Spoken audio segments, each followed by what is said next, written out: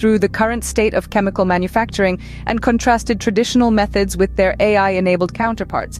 Now let's bring it all together and summarize this revolution. The advent of AI in chemical manufacturing is changing the game. It's like someone just flipped the light switch on in a room that was once dim. The once daunting costs of entry into this industry are being significantly lowered thanks to automation. By streamlining many processes that were previously labor-intensive, AI is reducing the need for expensive equipment and highly educated personnel. Imagine this: a small startup with a brilliant idea and a handful of dedicated people, but lacking in heavy machinery and PhDs.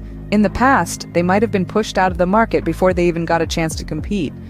But now, with AI, they can automate many of their processes, cutting down on the need for massive investments in equipment and specialized staff.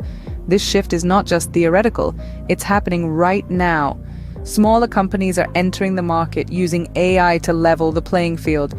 They're showing that it's not about the size of the company, but the innovation and efficiency that it brings to the table. But it's not just about competition, it's about making the chemical manufacturing industry more inclusive. It's about opening doors for brilliant minds that may not have had the resources to compete in the past. It's about fostering a culture of innovation where the best ideas rise to the top, regardless of where they come from. So, what does this mean for the future of chemical manufacturing? It means a landscape that's more diverse, more competitive, and ultimately more innovative.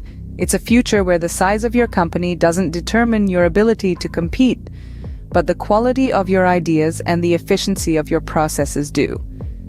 In the face of AI, the chemical manufacturing landscape is changing, embracing a future where both small and large companies can compete.